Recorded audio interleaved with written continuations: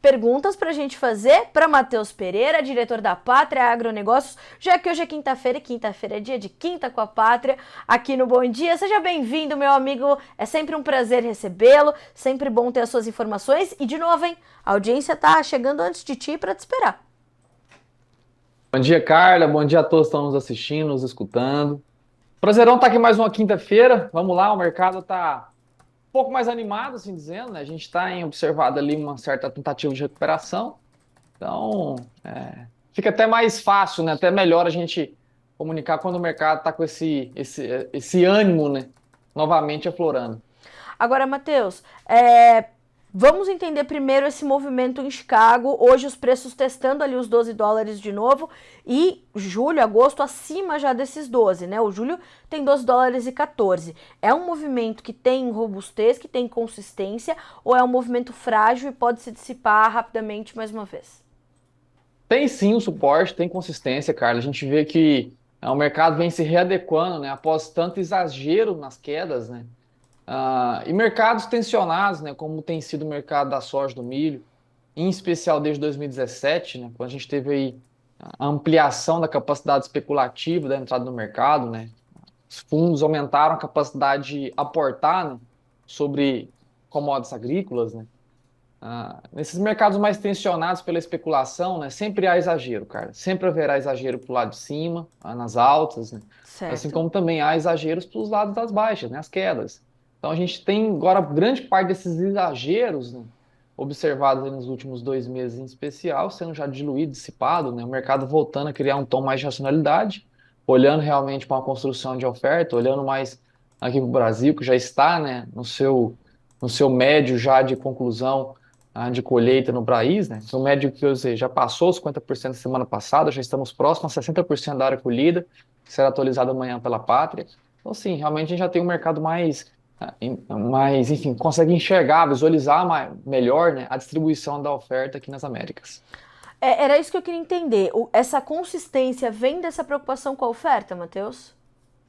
Sim, cara, assim, vale lembrar que a preocupação do mercado, os exageros, né, observados nas últimas semanas e meses, eles não vieram exclusivamente pela oferta. A gente teve todo aquele embate, que continua ainda sendo uma tônica dentro do mercado, né, que entre as estimativas da safra brasileira, que até hoje, né, existem órgãos oficiais, como a Biov, falando em safra brasileira de 154, temos o USDA em 155, temos a Conab, né, trazendo números bem mais realísticos, né, para a safra brasileira, né, Sim, ajustando metodologia, olhando realmente para dentro do campo, esquecendo de, não esquecendo, mas deixando de lado só o papel e teoria, né, olhando sim. realmente prática, né, e levantamento.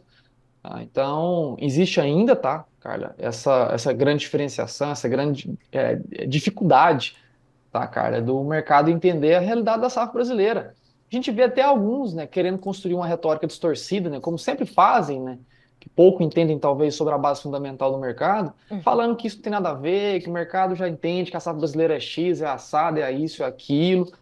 Tem que ter muito cuidado, né? A gente tem hoje, né, a gente tem a maior diferenciação para o relatório de março entre Conab e o USDA, a gente tem a maior distanciamento de estimativas da história da safra brasileira. Nunca Certo. se teve tanta divergência quanto se tem hoje nas estimativas atualizadas tanto do USDA comparado com a Conab. Nunca houve tanta divergência. Então, para esse relatório de março.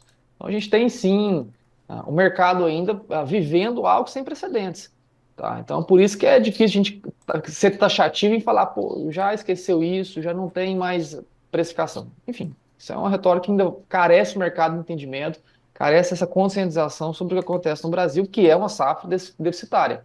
A gente não tem este ano um superávit de oferta que vá sobrar soja em relação ao ano passado. Pelo contrário, a gente está consumindo estoque, estamos espremendo os estoques brasileiros e americanos, como todos, quando eu falo americanos, América Sul e Norte, quando comparado com a safra anterior. Tá? Esse é o primeiro pilar, né? O segundo pilar, que vem sendo desconstruído também, né? É que aqueles que sempre alegam, desde da chegada do Covid em 2020, né? Vem alegando anualmente que a China tem, vai retrair as compras, vai desacelerar a demanda. A gente sempre começa o ano, pode olhar, desde 2021, todos os anos a gente começa com essas mesmas construções, né, dessa imagem distorcida sobre China, usando de argumentos ali pouco plausíveis, pouco fundamentais, dizendo que China não está comprando, e agora, né, vem sendo desconstruído, né? A China já está realmente acelerando esse processo de compra, que é normal para essa época do ano. A gente vem enchendo a fila, né, de embarques do Brasil, cancelando soja norte-americana, soja comprado cara, comprando agora soja barata, de qualidade, disponível no Brasil.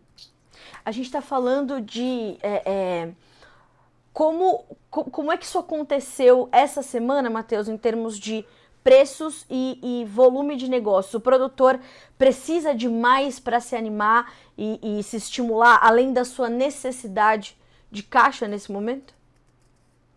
Carla, já melhorou, tá? A gente já vê que o pior já está para trás, né? O mercado da soja em específico, ele sangrou impetuosamente em 2024. Então essa sangria ela já foi estancada, tá? A gente só está em processo de recuperação da ferida agora, né?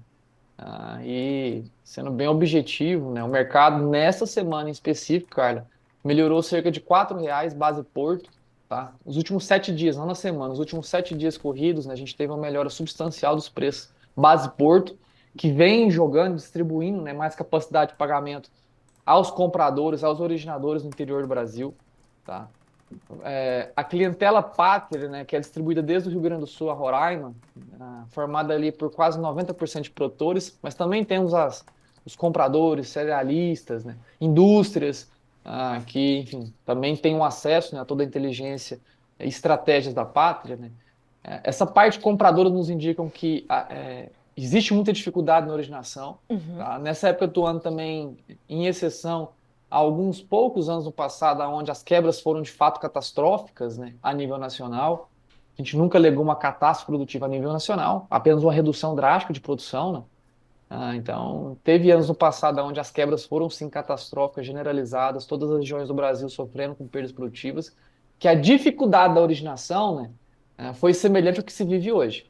Temos sim casos catastróficos esse ano, casos confinados em algumas macro-regiões dentro do Mato Grosso, dentro do estado do Rondônia, dentro do próprio estado de Goiás, Mato Grosso do Sul, São Paulo, Paraná, tá? São regiões ali que estão sofrendo, né, em algumas macro-regiões dentro dos estados por, enfim, eventos catastróficos, né? Sim.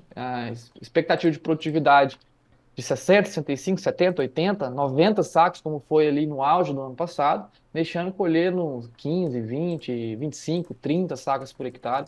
Realmente, assim, uma redução catastrófica, né, para aqueles que estão se sofrendo com tal feito. E, Mas, só, enfim, dizendo que o mercado ele tá se readequando, a originação está complicada realmente para o comprador, o que faz, né, forçar o preço a criar essa base de sustentação ao interior do Brasil. Matheus, como é que, como é que você avalia a comercialização daqui em diante, diante do que a gente tem ainda para aparecer no radar? Então, a gente está concluindo a condição aqui da safra brasileira, a gente tem algumas lavouras ali no Rio Grande do Sul terminando de se concluir, terminando de finalizar ali os seus ciclos. A gente tem a condição da Argentina, né? Agora, excesso de chuvas por lá. Hoje o La Nación noticia que são os menores níveis em 10 anos para comercialização da soja. A gente tem as importações chinesas sendo revisadas para cima pelo USDA e uma nova safra dos Estados Unidos para começar. Como esses fatores estão se conectando para impactar a vida do produtor aqui no Brasil nas tomadas de decisões nos próximos meses? Ó, Carla, ainda tem muita água para passar debaixo da ponte nesse mercado da soja, tá? A gente passamos pelo pior, porém ainda existe muita turbulência nesse rio abaixo, tá? Como você bem disse, Rio Grande do Sul ainda falta muito, né? Ainda nem iniciou, né, de maneira volumosa a colheita no estado, então tem toda uma safra para ser colhida ainda. A Argentina de mesma proporção, né? A Argentina que tem ali, vem sofrendo um cenário semelhante ao Brasil em termos de comercialização, né? Os baixos preços, né, formados hoje de venda da soja do milho no Brasil, e assim como dentro da Argentina, né, acabam não trazendo a remuneração, né, alvo ou desejada, almejada, ao produtor que fez compras no ano passado a preço de insumos um pouco bem mais caros do que são exercidos hoje. Então, assim também como os brasileiros, né, os argentinos também vêm nesse processo de retração das vendas, tá? Evitando realmente um avanço, nova comercialização ao futuro. ou até disponível, né, em algumas poucas regiões que já iniciam colheita. Tá? Então, realmente, existe essa restrição do interesse de venda. Aham. Tá? E por que disso? Porque realmente não vê, né? Não enxerga realmente o capital sobrando no bolso dentro da Sim. realidade atual de valores exercidos. Tem melhorado? Sim, cara, tem melhorado, até porque os preços estão em recuperação. Existem, né, esses prazos aí que a gente sempre comenta, né, e que agora, enfim, ecoa no mercado, né, todo mundo já cria esse entendimento, mesmo aqueles que, enfim, nunca nem sabiam que existia um prazo safra e falavam tanto sobre o mercado de soja, né, agora começam a ecoar sobre o entendimento, né, do porquê a base produtiva precisa fazer vendas ao final de fevereiro, final de março, final de abril, realmente quando esses compromissos financeiros mais elevados, né, e que agora vem criando essa necessidade da venda pontualmente a cada fim de mês, cara. Então, tem melhorado, sabe? O produtor, ele vem fazendo realmente essas vendas sob necessidade, tá? Precisou de caixa, faz a venda, não precisou, faz a retenção do produto. Tanto é que a gente vê a malha rodoviária brasileira, assim como um todo, né, bem descarregada, sabe? A gente não tem realmente aquele volume elevado, né, de caminhões transitando, porque realmente o produto colhido agora está sendo restringido na mão, né, da base produtiva. Matheus, a gente tá. Você falou, né, desde o início da sua fala, a boa notícia é essa, né? Os preços melhoraram. A gente tem referências de preços nos portos para que a gente possa atender uma parcela maior de produtores. Quando a gente traz portos, a gente consegue trazer essa. Eu queria umas referências, se a gente tiver, para essa manhã de hoje ou fechamentos de ontem, e entender o que isso significa para os preços no interior de algumas regiões ali chaves de produção do nosso país. Olha, vamos lá. Temos hoje soja Santos, R$ 125 embarque abril, maio, junho já está R$ 128. Mesma soja que já foi ofertada para embarque imediato, algo em torno de 114, 115. Então, assim, dentre o fundo do poço e o que a gente tem hoje, a gente já está falando de uma alta de quase R$ 10 por saca. Tá? Base Santos. A Em gente relação tem em relação ao começo dessa semana. 125 temos hoje, né? Não, eu Em digo, mas. relação que eu digo. Ah, sim, Não, pois não. sobre o fundo do poço que foi registrado há So- 40, 45 dias atrás. Ótimo, tá bem. A gente tem Porto TGG, Tegran, R$ 124, 125 também algo semelhante. Paranaguá também, rodando a mesma, enfim, a mesma base de preço. Paranaguá que já esteve a 117, 118, hoje já ofertando 125 para embarque no próximo mês, já também uma evolução saudável, R$ 7 por saco de alta. Então, realmente uma tentativa de recuperação, tentativa não, já é uma recuperação observada no mercado da soja no Brasil. Matheus, os prêmios tiveram uma importância grande também nessa melhora desses indicativos, dessas referências, ou com as altas em Chicago a melhora dos prêmios acabou ficando um pouco mais contida?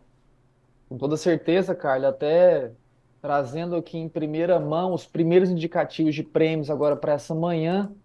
Só um minuto, estou captando aqui. Os primeiros indicativos de prêmios para essa manhã, Paranaguá, menos 50, menos 50 embarque abril, menos 34 embarque maio, junho com menos 15, julho também com menos 15.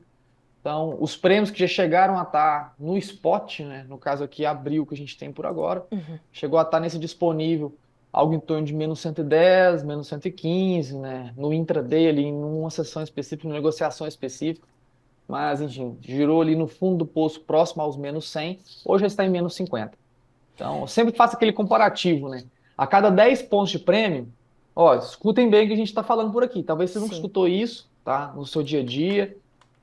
E é muito bom ter essas métricas na cabeça para criar cada vez mais esse entendimento, essa compreensão mercadológica, né? Até para ficar contrapondo, talvez, algumas visões distorcidas sobre o que a gente enxerga no mercado. Então, para cada 10 pontos de prêmio, hoje, sobre a realidade de hoje no Brasil, de US$ 1 próximo a R$ 5, cada 10 pontos de prêmio equivale a R$ 1,10 por saca de soja.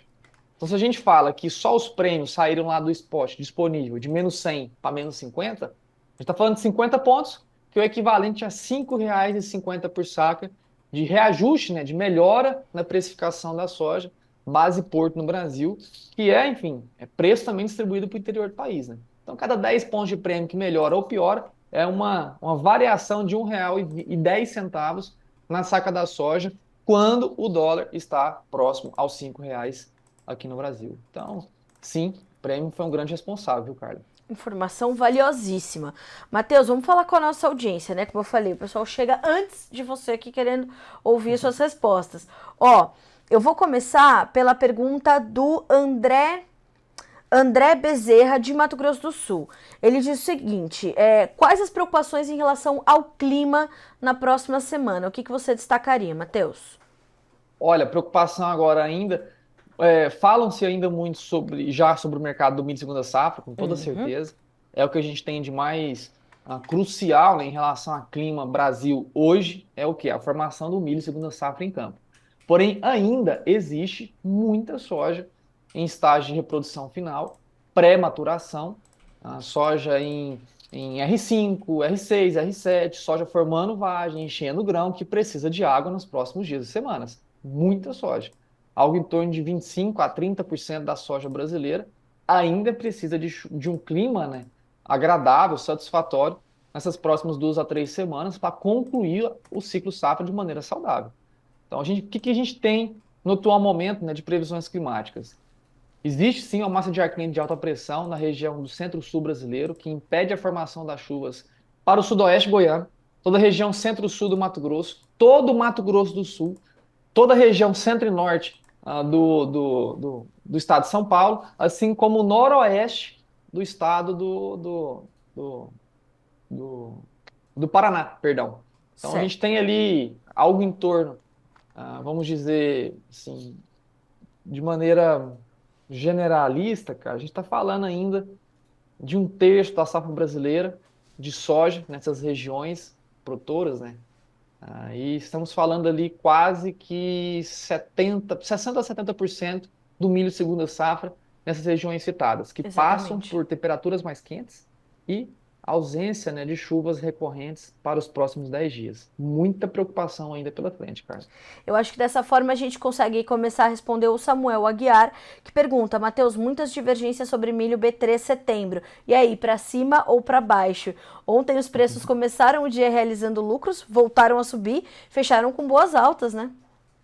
Sim, sim, ó, e sendo bem objetivo, Samuel Guiar, a gente teve milho B3, né, tendo toda aquela montanha russa, né, emocional que foi observada nas últimas semanas e meses, que foi precificado, em especial, começou com aquele movimento, né, de euforia, aquela euforia, né, criando otimismo diante de uma safra de soja atrasada, que por consequência teórica, né, atrasaria também o plantio do milho, fecharia a janela, perfeito.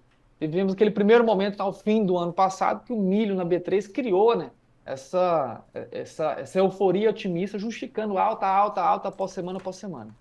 Chegando janeiro, né, a gente teve tanto a paridade de exportação brasileira, né, milho no exterior caindo agressivamente, o que acabou dificultando, né, a manutenção dos preços aqui no Brasil. Não só isso, a gente teve a colheita da soja brasileira de maneira, enfim, contra-intuitiva, começando mais cedo do que esperado. Por quê? Chuva, faltou chuva, seca e calor antecipou grande parte da soja em campo, né? Foi aqueles relatos catastróficos que a gente observou dentro do Mato Grosso, dentro do Paraná, aonde grande parte da soja em processo de colheita estava, enfim, resultando em produtividades decepcionantes, assim, chega de se entristecer qualquer produtor rural, né, que escuta, né, relatos de produtividade de 15, 20 sacos por hectare. E aí, com a antecipação do ciclo da soja, iniciou também, de maneira mais antecipada, o plantio do milho segunda safra. Então, a euforia do otimismo foi tomado banho de água fria no começo deste ano. O mercado veio, então, em contração e retração até a última semana e, desde então, começa a Sim. empilhar novamente. O mercado começa, mais uma vez no Brasil, a enxergar que, primeiro, a safra total de milho, segunda safra no Brasil, safrinha, né? Ela não teve a capacidade de ser semeada nem sequer perto da mesma área que foi semeada no ano passado. Sim. A Pátria estima que houve uma redução de 9% de área do milho segunda safra no Brasil. Então, 9% de área a menos, né? Ela já cria um teto produtivo reduzido de quase 10 milhões de toneladas a menos de milho segunda safra que podem ser retirados dos campos do Brasil sob um cenário ideal de clima. Então, se o clima for ideal, por área em contração de 9%, a gente tem também uma oferta de milho reduzindo 9% sobre um cenário hipoteticamente ideal de clima. A gente tem agora a climatologia não favorecendo cerca de 70% da área cultivada com milho segunda safra, citado aí centro-sul do Mato Grosso, sudoeste goiano, todo o estado do Mato Grosso do Sul, centro-norte do estado de São Paulo, noroeste do estado do Paraná. São regiões responsáveis por entre 60% a 70% da área nacional do milho segunda safra, que passam por temperaturas mais quentes que o normal, falta de chuvas. Então, realmente, o mercado B3, né, mercado financeiro também especulativo, na nossa percepção, começa a enxergar uma desconstrução da oferta contraindo, que justifica, né, essa contínua alta aos preços do milho na B3. Respondendo aí ao amigo Samuel Aguiar, né, se eu não estou enganado, Samuel? Isso. Exatamente. Assim mesmo. Matheus, infelizmente o nosso tempo está se esgotando, mas eu quero te fazer a pergunta do Caio Vêncio, que acho que é uma pergunta pertinente para esse momento. Ele quer saber de ti se os fundos ainda estão muito vendidos. Objetivo, sim, tá, Caio? Estão muito vendidos, tanto se somado soja e milho, fundos em Chicago, eles permanecem no maior volume líquido de vendas da história da soja e milho somados da Bolsa de Chicago. Tivemos ali picos maiores, né, volume de vendas um pouco maiores nas últimas 2 semanas. 2 semanas atrás foi o recorde.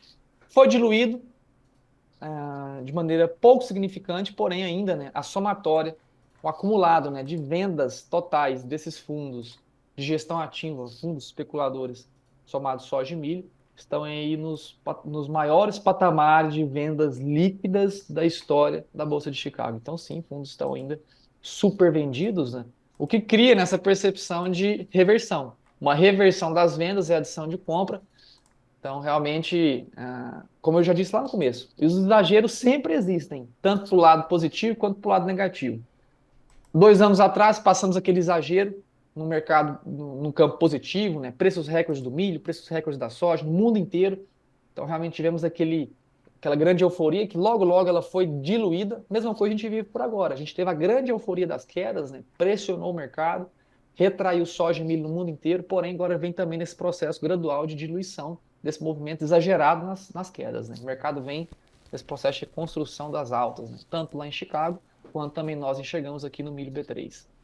Ô, Matheus, eu falei que era a última, mas não vou deixar de fazer a pergunta do Murilo Pires, porque antes de fazer a pergunta, ele trouxe lá em cima assim, ó. Bom dia, Carla e Matheus, os melhores. Aí nós vamos deixar o homem sem resposta, né? Esse aí tem voz, esse aí tem voz. Então, vamos fazer a pergunta. Obrigada, viu, Murilo? Brincadeira. Matheus, movimento em 30 de abril, mesmo com essa pouca oferta de soja, onde os sojicultores, muitos armazenando e com intenção de esperar entre safra, ainda pode pressionar o preço para baixo? Olha, brincadeira à parte, pessoal, independente se está aqui para elogiar ou não, voz vai ter Verdade. todos, né? A gente está aqui para discutir, para bater papo mesmo, e sendo bem objetivo, viu, Murilão? 30 do 4 gera pressão, sim, tá? Só que não, na nossa percepção, como eu já disse, o pior já está para trás. A sangria do mercado já foi solucionada, a gente está naquele processo de cura da ferida. O que causa, né, esses prazos agora 30 do 3, 30 do 4 é o quê? A incapacidade das altas serem um pouco mais vertiginosas, tá? Então, o que atrapalha realmente é pôr um peso em cima do caminhão. O caminhão está subindo a serra. Só que eu até fiz uma brincadeira palestrando para todos os associados da ProSoja Mato Grosso na última semana, a convite, né, contratado pela ProSoja Mato Grosso. Eu até fiz a brincadeira, talvez assim, tem muitos que vão escutar isso que não sabem nem o que eu estou falando, mas talvez um produtor que está um pouco mais aí de tempo de estrada, né, 10, 15, 20 anos, vai entender que talvez é a mesma coisa a gente colocar 40 toneladas, né, de soja num Fenemê, num 15-3, num 15-15. São caminhões trucadinhos, né, pequenininhos, que não conseguem carregar, né, com muita agilidade essa soja. É a mesma coisa, tá? O mercado está subindo, está tentando subir a serra, porém, esses prazos 30 do 3, 30 do 4, eles acabam dificultando, né, com que você ganhe agilidade, ganhe tração, né? Então o mercado acaba ficando pesado, né, e subindo de maneira um pouco mais gradativa, viu, Murilo? Olha, Matheus, quero muito te agradecer pela gentileza de sempre de atender a nossa audiência. Como eu falei, né, eles esperam chegar à quinta-feira para conversar contigo, para ter a sua perspectiva. Então, obrigada mais uma vez. Semana que vem estamos juntos novamente, meu amigo. Um bom restinho de semana para ti, para todo o timaço da Pátria, que você sabe que é minha família também. Eu sempre digo isso. Então, obrigada mais uma vez. A gente se fala semana que vem. Até mais. Tamo juntos, Carla. Um grande abraço a Sempre. ti e a todos que estão nos assistindo. Até logo. Um abraço, meu amigo. Até logo.